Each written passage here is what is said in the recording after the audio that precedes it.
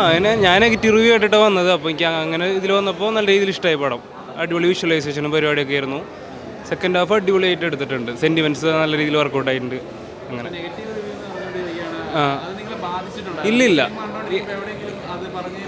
ഇല്ല ഇല്ല ഇല്ല ഇല്ല ഒരു രീതിയിലും ബാധിച്ചിട്ടില്ല. കാരണം നെഗറ്റീവ് റിവ്യൂ ആ ഒരു മൂഡിൽ വന്നിട്ട് നമ്മൾ അത് ശരിക്കും റിവ്യൂ ശരിക്കും തിരിച്ച് ഫീൽ ചെയ്തു. നേരെ ഓപ്പോസിറ്റായിട്ട് ഫീൽ ചെയ്തു നമുക്ക്.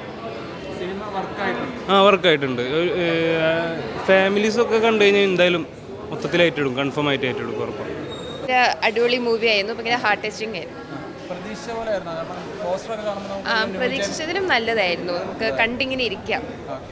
നെഗറ്റീവ്സ് പറയാൻ ഇതിനകത്തൊന്നും ഇല്ല. കാരണം അടുത്തിനി എന്താണ് വരിക ആ ഒരു ഇതിലങ്ങ് പോവായിരുന്നു. നല്ല മൂവി, നെഗറ്റീവ്സ് ഒന്നും ഇല്ല. നല്ല പടമായിരുന്നു. ഇല്ല ഇല്ല ഇല്ല ഇല്ല ഒരിക്കലും ഇല്ല. ഇല്ല ഇല്ല ഇല്ല ഒരിക്കലും ഇല്ല.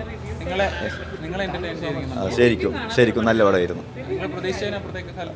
കലക്കി സിദ്ദിഖൊക്കെ അടിപൊളി കളി, രക്ഷയില്ല. തട്ടി നെഞ്ഞ് തട്ടി. ഞാൻ റിവ്യൂ കാണാറില്ല. ഞാൻ റിവ്യൂ കാണാൻ പടം കാണാറില്ല. ഞാൻ ഒരു പടത്തിന് റിവ്യൂ കാണാറില്ല.